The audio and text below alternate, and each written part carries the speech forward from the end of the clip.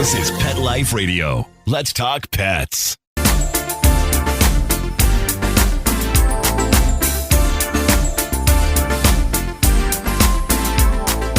Rappaport to the rescue with award-winning animal advocate Jill Rappaport. Hi, welcome to Rappaport to the Rescue. I'm Jill Rappaport. Very excited about the show today. We have one of the youngest, brightest stars on the stage and screen. This wonderful young lady is only 18 years old. Of course, I'm talking about Gabriella Grace Pizzolo. She is unbelievable. She started her career, would you believe, at 10 years old when she first made her breakthrough role on Broadway for her portrayal as Matilda in Matilda the Musical in 2013. And then just 4 years later in 2019, she wowed him again on Broadway in Funhouse. And recently, she has been receiving widespread recognition for her incredible role as Susie in Stranger Things. She is adorable, talented, passionate, and what I love about her most is her love of rescue animals, especially her two rescue cats. And we haven't done a lot of shows about cats, and I am thrilled that we're doing one today. And I am so excited to talk to Gabby about how these two little angels are truly her soulmates. And we will be joined by my soulmate, the one and only Bill Berloni, the greatest trainer of all time, who has a very special relationship with Gabby. And we will talk to both of them and hear about that relationship and those wonderful cats and her incredible career at only 18 years old when we come back. Take a bite out of your competition. Advertise your business with an ad in Pet Life Radio podcasts and radio shows. There is no other pet-related media that is as large and reaches more pet parents and pet lovers than Pet Life Radio. With over 7 million monthly listeners, Pet Life Radio podcasts are available on all major podcast platforms, and our live radio stream goes out to over 250 million subscribers on iHeartRadio, Odyssey, TuneIn, Stitcher, and other streaming apps. For more information on how you can advertise on the #1 pet podcast and radio network, visit PetLifeRadio.com/advertise today. Let's Talk Pets on PetLifeRadio.com.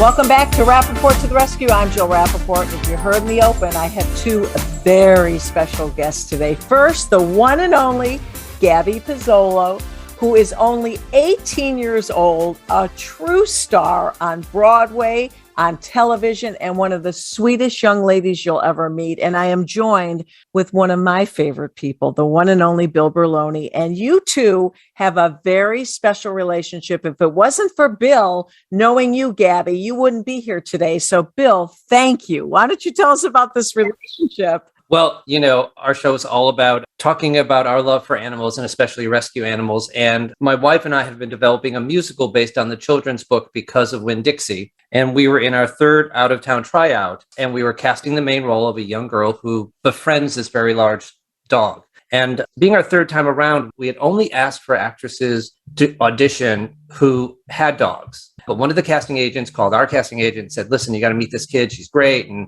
I remember, coming around to Gabby's time, and I'm like, ugh, now I got to go through a whole thing with another kid who doesn't know how to pet a dog. and she came in, and she immediately saw Bodie, the big gray dog. And before she said hello to us, she said hello to him. And I was like, that's interesting.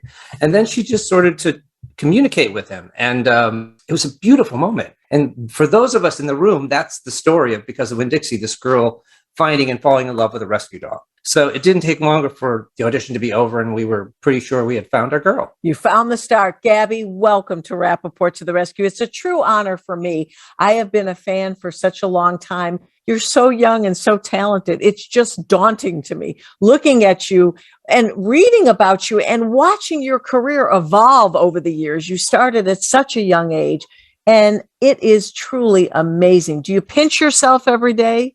Oh my God. Well, I feel like a lot of it was really a lot of luck and meeting a lot of really amazing people like Bill and like Bodie. But thank you so much for having me, Jill. I'm so excited to be here. Well, I love how you say it's a lot of it's luck. No, anyone has been blessed enough to see Gabby either on Broadway or watched her on TV. You know how talented she is. Yeah, luck may play a little morsel of this whole role in life that you have, but let's be honest, it's a whole lot of talent.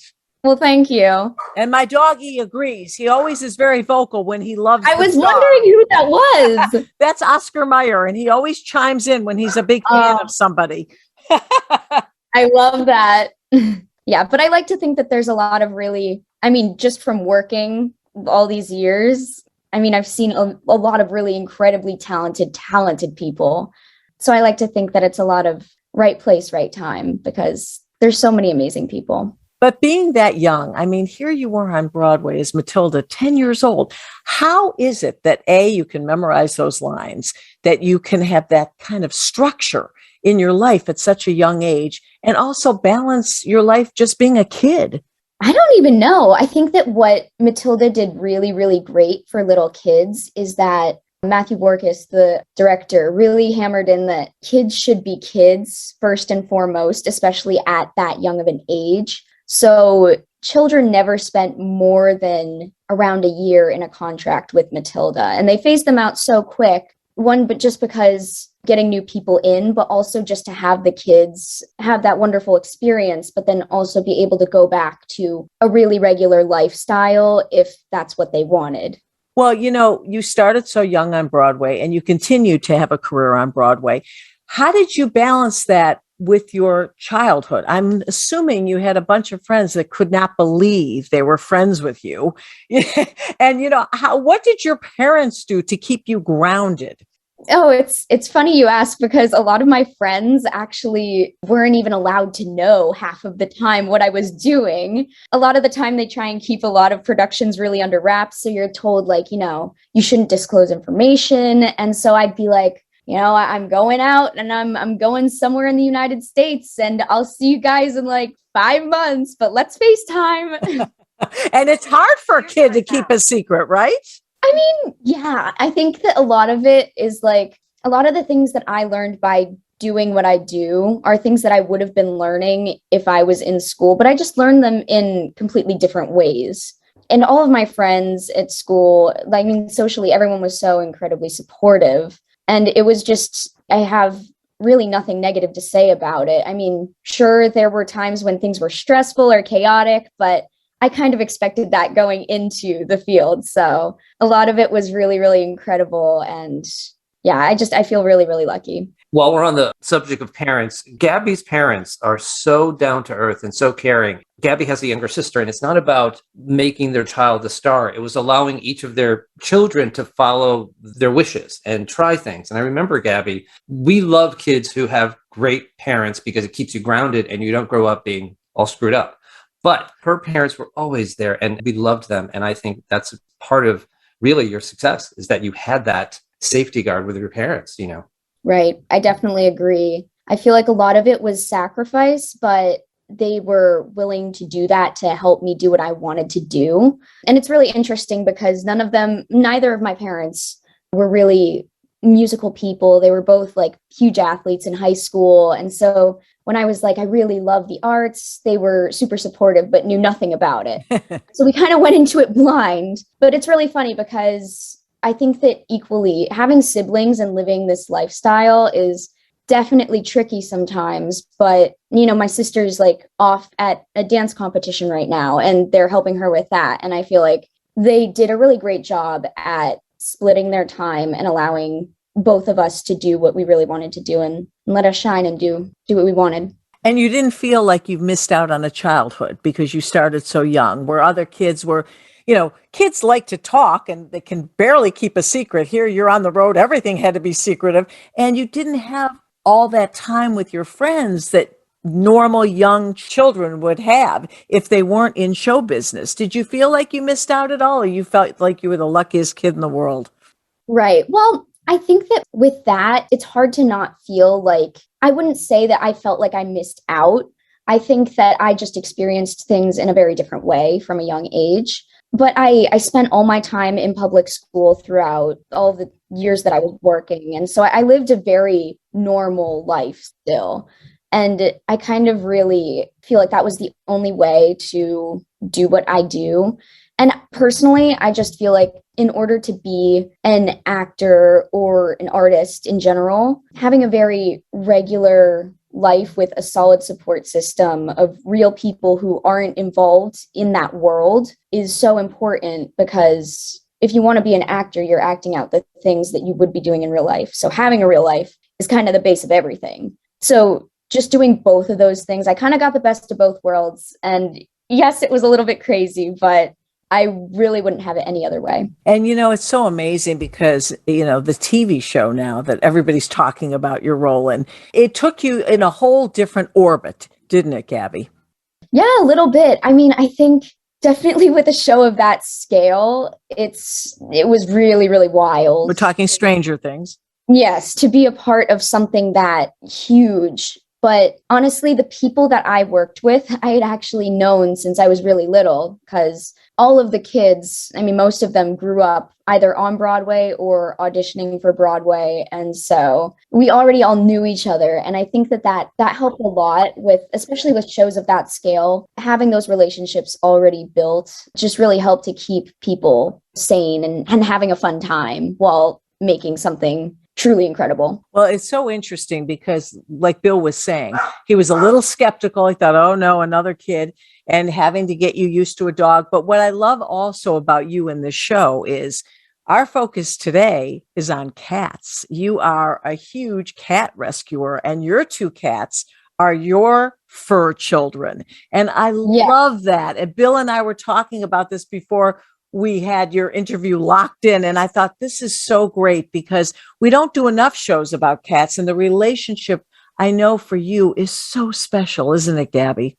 It really is. And I feel like I've always loved animals. I've really never been more of a cat person or a dog person. And I know there's like a huge debate about that, but I just felt like with my lifestyle and the way that my family lived, I learned, especially from Bill, that dogs, it's like a real relationship where you feed off of each other and you need each other. And that constant affection is something that needs to be met. And I felt like if we're going between cats and dogs, our cats luckily are super independent and we love them so, so much. But it felt unfair to live a lifestyle where we were constantly away and working and not able to, and basically neglecting that type of relationship. But with our cats, we got them when I was really little, and we realized that they were so independent. They were so smart. They literally would outsmart us all the time. And they took care of each other and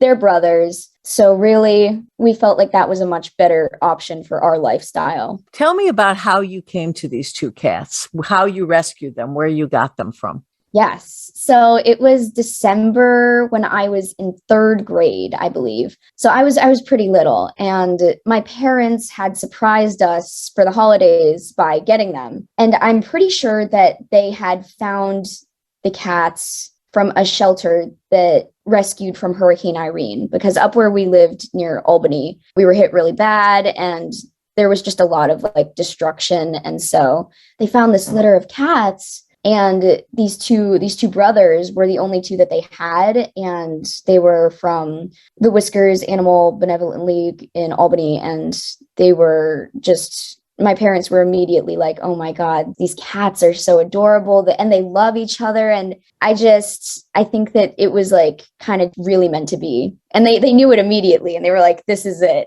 And they brought them home, and Jilly's my sister. We were so excited. We were just two little kids who had always wanted a pet. We never had pets before. And then we have not one, but two. And we were like, oh my gosh, this is so amazing. We didn't even need anything for the rest of the year. We were like, no presents for any other holiday. This is good enough. Oh, I bet your parents love that. Oh, they really did. Yeah. But, Bill was talking about you and your relationship. Bill, at that age, it just sounds so perfect. And it's really amazing that at that age, Gabby and her sister, they were able to bond and connect and really take care of cats that are independent. What does that tell you about her and also these cats? It tells me more about her parents, in terms of what we always talk about, Jill, is like finding the right home for a pet. And obviously her parents recognized this lifestyle wasn't good for a dog. What can we do to help our children learn about and love animals? Let's get some cats.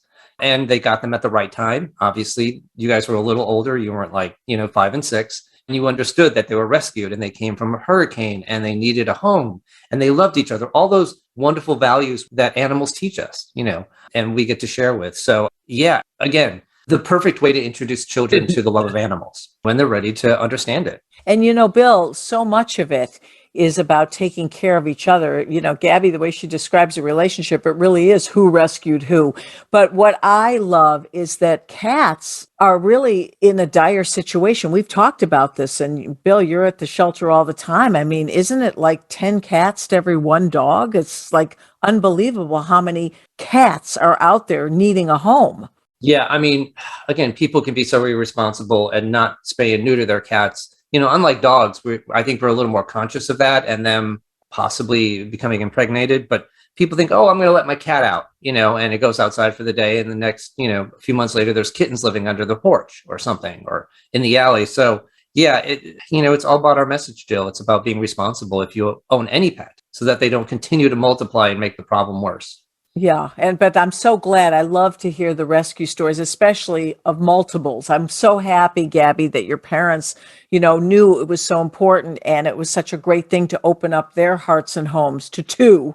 That's wonderful. And because you were at such a young, impressionable, vulnerable age, do you think they affected your acting career? Do you think they added to your life and maybe gave you something in your life that made you the person you are today?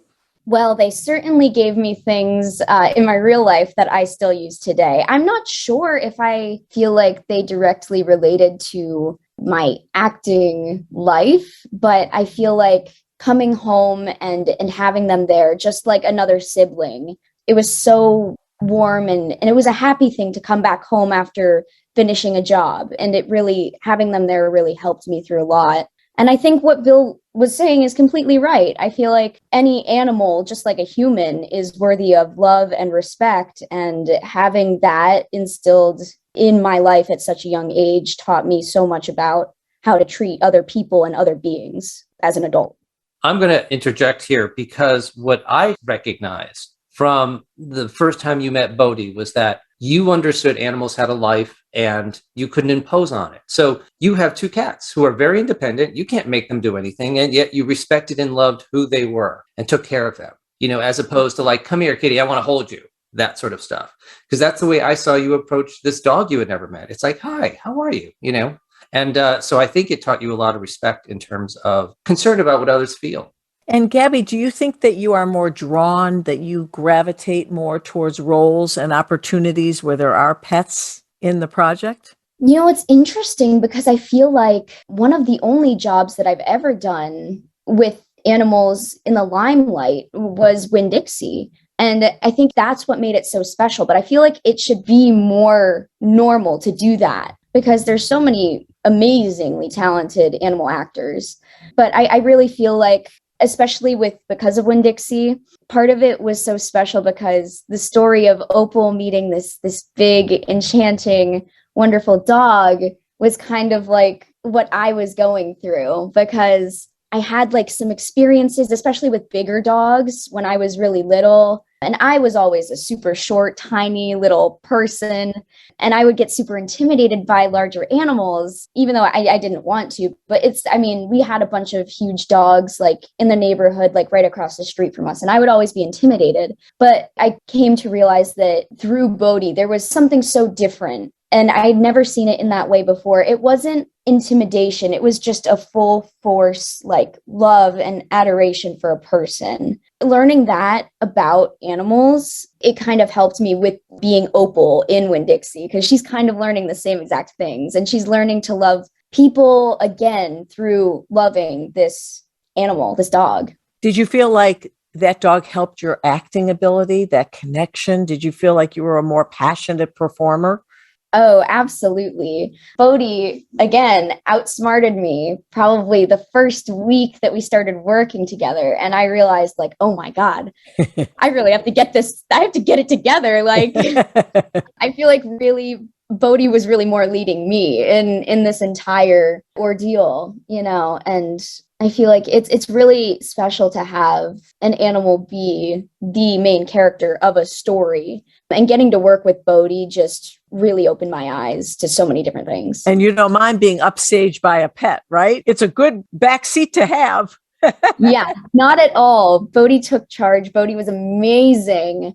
Literally getting to see these people after performances completely like moved just by how incredible the performance was. And Bill, you were going to say how the relationship was just unbelievable. It was. But I was also going to say, I think it taught Gabby something about acting. I say this to all the actors that animals don't act. They're live in the moment. And you as an actor can't be just sitting there waiting for your partner to do his lines or your partner to do his behavior. You have to be completely engaged and watching and listening to every moment of what your canine or feline actor is doing. And that's a really good skill for actors to have, to be able to listen, as opposed to just standing there waiting for when's my line coming up. So watching, when Gabby learned that, it was a dance. It was a beautiful dance because some nights he'd be off, some nights she'd be off. And yet she'd make it all work out for the audience. Unbelievable. And Bill, that experience, I'm sure it kind of jaded you going forward. With young actors, you thought, wow, I need Gabby Pizzolo, right? I know. And she was a little on the short side for 13, and we were hoping like she'd like stay there for a while, but no, they grow up, they go to college, Yeah, well, kids will grow, but I feel like it taught me so much also just about acting. You're right. I found myself in anything after Winn-Dixie being so aware of the other people around me who were acting, just because I feel like Bodhi and I were so aware of each other. And that was like half of the job itself. Well, I love hearing about that relationship because, as you said, you have cats. This was this big dog that was in your professional life. And obviously, you're a huge animal lover. How is that going to affect your life going forward? Are you maybe one day planning on getting a dog, or just hang with the cats for a while, or whatever comes your way, you're going to be happy with? Absolutely. I feel like whatever comes my way, I will be happy with. I feel like it's not so much about an animal for me, but just who really needs it? Who do I connect with? And I do feel like hopefully one day when it is just me and not my parents and my sister, I will have time to have a dog and have that full force love and connection, no matter where my life takes me. But I definitely, no matter what, know that in my life, animals will be a part of it. And rescue animals. The idea, yes, absolutely. You're such a great role model because, here you're 18, but you've been having these animals in your life since you were very young. And you knew back then, because your parents instilled this value in you, the importance of opening up your home, your heart to an animal in need. That is such a key message to educate all of your fans and your friends, by watching you. Hopefully you inspire them and their families to do it. Right. Well, I always encourage everybody to go rescue no matter what. But I feel like part of it is just incredibly therapeutic to take some animal that really, truly needs it and have that connection. And it really, I felt like for me with Bodhi, it may have helped him, but I felt like it helped me so much more. And he will never understand how much. I have to add, and Gabby even learned more of a lesson about animal love. We then did Winn-Dixie 2 years later, another out-of-town tryout as our pre-Broadway tryout up in Connecticut, and Gabby came to see the show. And afterwards, you came to see him, and he remembered you. Yeah, I was a little bit nervous. And going in, I knew that obviously it's sad for any kid to see something happen that they grew out of, and knowing that they were a part of that. But I feel like it was so special because after Bodhi came out, and it was like no time had even passed. And I feel like it's a really special message about what relationships mean, because you can meet actors who do another production and it's like you were never even there. But knowing that it was still very instilled in Bodhi made it easier for me to watch it all be done and see it all come together even more spectacularly. And Bill, I'm so choked up to just see how emotional you are, that this story and this relationship years later literally brought tears to your eyes just now, just thinking about the bond that Gabby and this dog had and the indelible mark they left on each other. This is just such a beautiful story, isn't it, Bill, for you and your wife?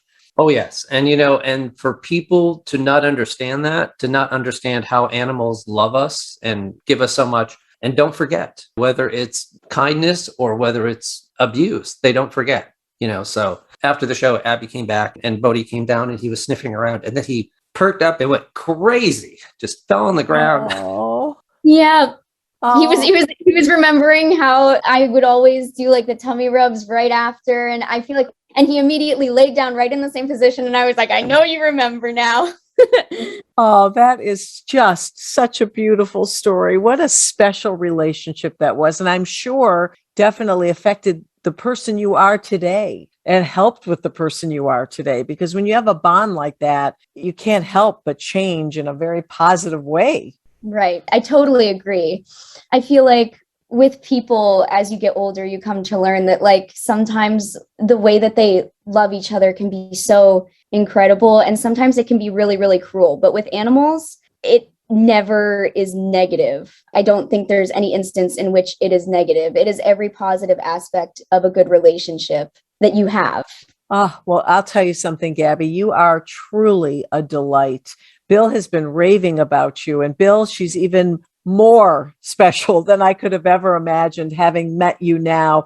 And is there any project that you're working on, anything exciting coming down the pike that you want to share with us and your fans? Because I'd love to hear what's happening in your life. You've got so much going on. Absolutely. I don't know if there's anything that I can talk about right now. Oh, top secret again. Yeah, but there's definitely a lot in the works. But it's been fun because I'm also going to college and studying things that aren't acting and getting degrees in them. But doing that and then like going to shoot at night and like do the life that I grew up in. What are you majoring in? I want to know what in college. Yes, I'm majoring in music composition and psychology as a dual major. Oh, that's wonderful. Well, music, of course. I mean, your voice is incredible. And I would be remiss, and I know, Bill, you agree with me, we have to end the show with you singing, because for those of us listening out there that aren't fortunate enough or haven't been fortunate enough to see you on Broadway, oh, it's just an experience to watch you and to hear you. So we're going to end with a very special song, a very special performance that you did. The song is called Ring of Keys. Do you want to tell us a little bit about it? And then we're going to end the show with you. Absolutely. So this song is very, very special to me. I did a show called Fun Home, and I was a part of it for the entire run that it was on Broadway for about 2.5 years. So it was a huge chunk of my life. And I ended up singing this song at a bunch of incredible places. And I could feel the song moving people with the time. And it felt really great to be a part of something so progressive. But basically, the song is a part in the show where the smallest version of the character Allison is first seeing someone who she really identifies with. And it's a revelation and it changes her life. And the song is about that. Oh, that's a great tease. So on that note, first of all, Gabby, a pleasure. You even excelled further than what I thought you were going to be. You're just a charming delight. Bill Berloni, as always, thank you. I loved hearing about your relationship and how the friendship began. And we're going to end on this very, very special song, Ring of Keys.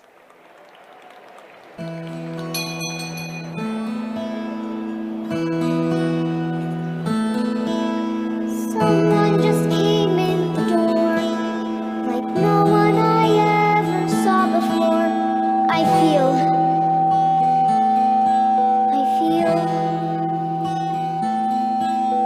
I don't know where you came from. I wish I did. I feel so dumb. I feel